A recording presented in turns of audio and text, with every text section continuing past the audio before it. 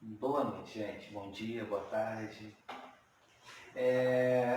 Continuando a falar sobre gases, né? Tem esse capítulo especial sobre gases porque o gás tem essa questão da difusão. Ele ocupa todo o espaço que ele é oferecido, então para conseguir identificar bem gás, você tem que usar aquelas funções de estado, que é a temperatura, a pressão, o volume, a quantidade de moléculas. Qual a ideia da aula de hoje? A gente vai ver uma equação geral de estado. O que seria uma equação geral de estado? Eu tenho um recipiente onde eu contenho um gás, vou fazer modificações, ou na temperatura, ou na pressão, ou no volume, e no final a gente vai ver como que esse gás se comportou. Essa equação ela é derivada da equação geral dos gases ideais, que a gente já viu, que é PV igual a nRT. Então vamos lá. O que eu tenho então? Eu tenho estado inicial, onde eu contenho um gás que tem uma pressão 1, volume 1, uma temperatura 1 e uma quantidade de moléculas, N1. Vou fazer alguma transformação ou vou comparar com o estado 2, onde tem uma pressão 2, volume 2, uma temperatura 2 e geralmente a quantidade de moléculas no primeiro estado e no segundo estado são iguais, porque eu vou fazer uma transformação em um sistema fechado. Tá? Bom, então, como que eu posso fazer um tratamento para esse gás? PV igual a nRT, então pressão 1, volume 1, temperatura 1 e quantidade de moléculas nesse estado inicial e uma relação também para o estado final.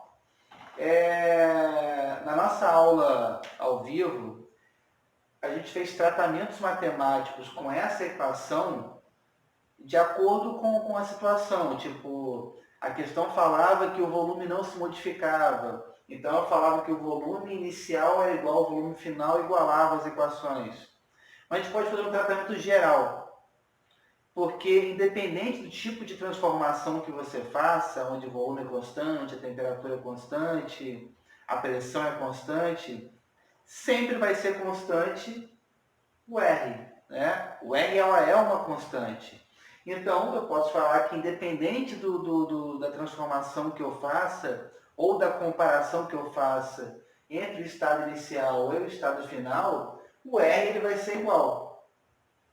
Então, igualando o R, eu posso, colocando as funções em função de R, né? Onde P1, V1 é igual a NT, eu posso igualar as equações, onde o estado inicial e o estado final elas se relacionam. Então, igualando as equações, eu tenho essa equação final.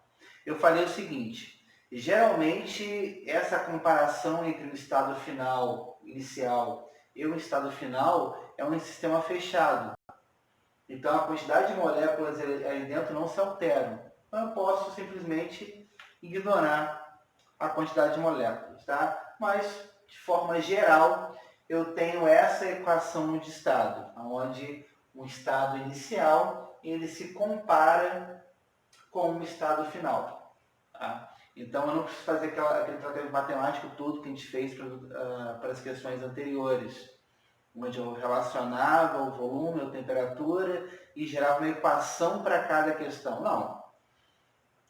Eu igualei o R e eu tenho uma equação geral para qualquer situação. Então, por exemplo, a partir dessa equação, olha, o que eu estou pensando, gente? Uma transformação no sistema fechado. Então, nessa equação, eu não estou levando em conta a quantidade de moléculas, porque ela também vai ser igual nas duas situações.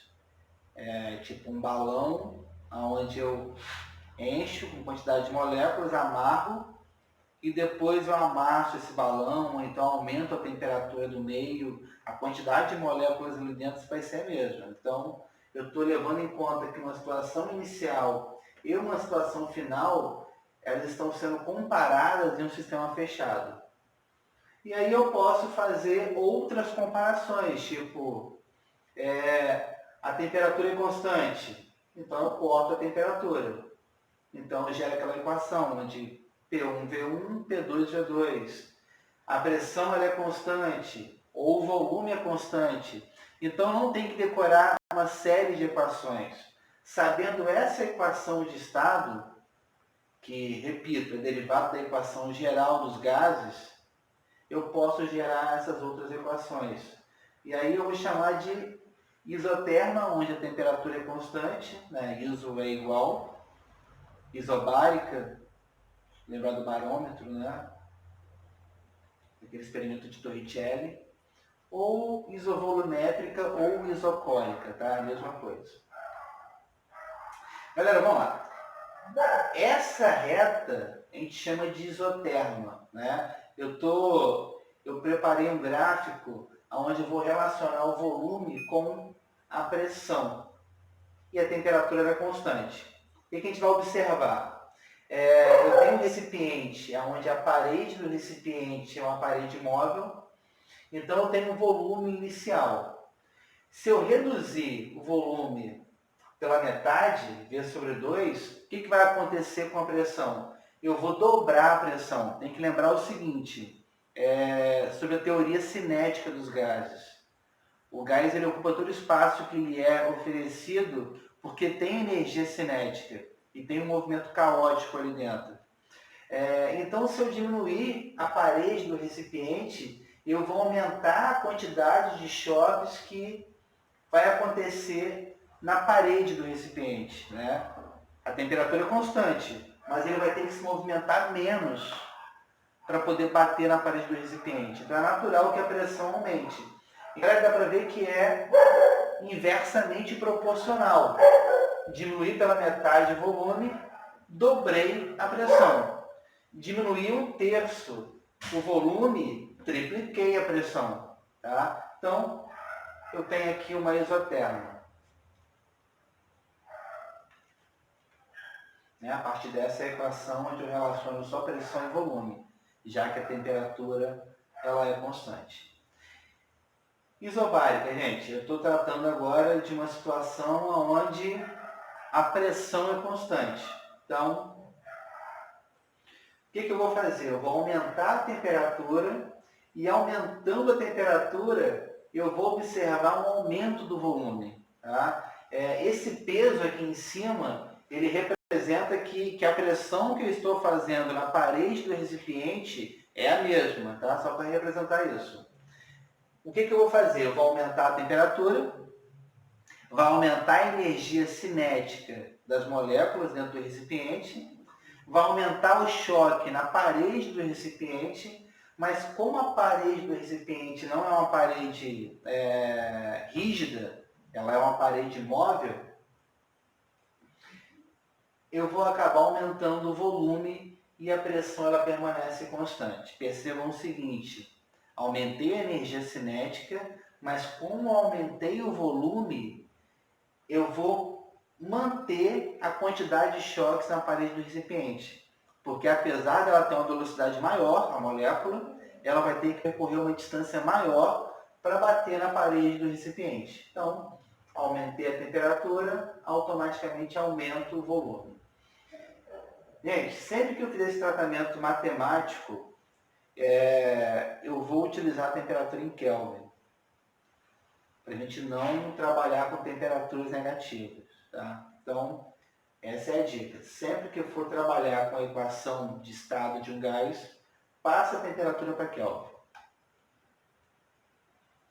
Esse gráfico só está falando o seguinte, uma pressão constante, eu observei um aumento de volume. Tá? Só essa equação, só essa relação, mas esse gráfico seria o gráfico mais importante, porque eu observo exatamente o que está acontecendo. Aumentei a temperatura, aumentei o volume. Então, isovolumétrica. É a mesma observação, né? Só que agora eu vou aumentar a temperatura e vou aumentar a pressão. Por quê? Eu aumentei a temperatura, o pezinho representa a pressão que eu estou exercendo na parede do recipiente. Então, eu aumentei a temperatura, mas aumentei a quantidade de pezinhos. Então, essa parede ela não vai se movimentar. Então, eu vou ter uma parede rígida. Aumentei a energia cinética das moléculas, só que o volume permaneceu constante. Se o volume permaneceu constante, eu vou aumentar a quantidade de choques na parede do recipiente, automaticamente eu aumento a pressão, tá? Olha aqui que eu falei. Esse gráfico aqui é um gráfico de uma transformação isocórica. Isovolumétrica, isocórica é a mesma coisa, tá? Novamente, esse gráfico só está falando o seguinte. Um volume constante, eu observei um aumento de pressão. Novamente, a temperatura é a temperatura em Kelvin. Resumindo, gente, transformação isotérmica é um pouco mais tranquilo de observar, né? A temperatura é constante, eu vou relacionar pressão e volume. Diminuiu o volume, aumentei a pressão. Agora, para transformações isovolumétricas, isobáricas, o que vai determinar é se meu recipiente tem uma parede rígida ou se meu recipiente tem uma parede maleável, né? Então, aumentei a temperatura no recipiente onde tem a parede rígida. Eu vou ter uma transformação isovolumétrica. O volume não vai aumentar. O que vai aumentar vai ser a pressão no interior. Aumentei a temperatura para uma parede maleável. Eu vou ter uma transformação isobárica. O volume vai aumentar e esse aumento de volume vai compensar o aumento da temperatura, o aumento da energia cinética das moléculas. Então, a pressão permanece constante. Tá? Então, é isso que influencia esse tipo de transformação. Galera, vamos imaginar o seguinte agora. É algo bem simples. Como a gente está tratando de gases ideais, então esses gases não têm interações intermoleculares, né? A gente está lidando com essa condição onde gases não têm interações intermoleculares, onde na verdade tem, tá? Para facilitar, a gente esquece esse tipo de interação. Então, eu tenho um gás A e um gás B. Se eu misturar esses gases com o mesmo volume, qual vai ser a pressão do recipiente? Vai ser a pressão que A exercia no recipiente, mais a pressão que B exercia no recipiente, levando em conta que a temperatura e o volume são constantes, tá? Eu vou chamar isso de pressão parcial. Qual é a pressão total? É o somatório das pressões parciais. Então, vamos pensar nesse recipiente. Existe uma pressão que essa molécula laranja exerce na parede do recipiente, que é a pressão parcial de A, e existe a pressão que essa molécula azul exerce na parede do recipiente, que eu vou chamar de pressão parcial P. Então, o somatório das pressões, eu tenho a pressão total dessa mistura. Fazer um tratamento matemático bem tranquilo, olha.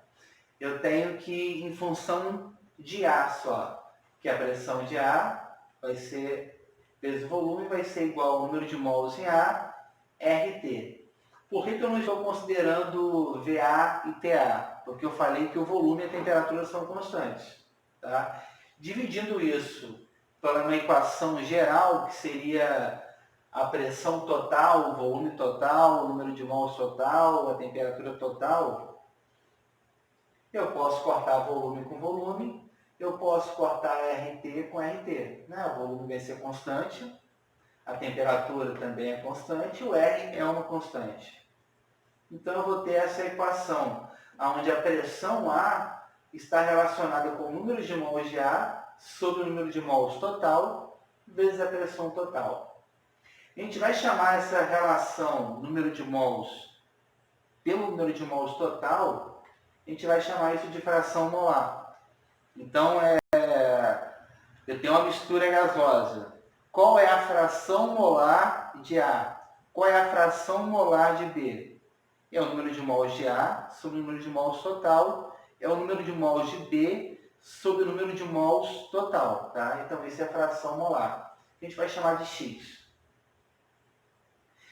E o que a gente pensou para a pressão, ela serve para o volume. Se eu tenho uma situação onde a temperatura é constante e a pressão é constante, eu posso fazer o mesmo tratamento matemático para o volume. Qual vai ser o volume A? Vai ser a fração molar de A vezes o volume total. Fração molar, número de mols A sobre o número de mols total. Qual vai ser o volume total? Vai ser o somatório dos volumes parciais. Volume de A, mais volume de B, mais volume de C. Aí eu tenho o volume total. Galera, resumindo. Eu tenho a fração molar, eu tenho a pressão parcial e eu tenho o volume parcial, né, dessa mistura gasosa. Coloquei tudo em função de A. Poderia colocar tudo em função de B.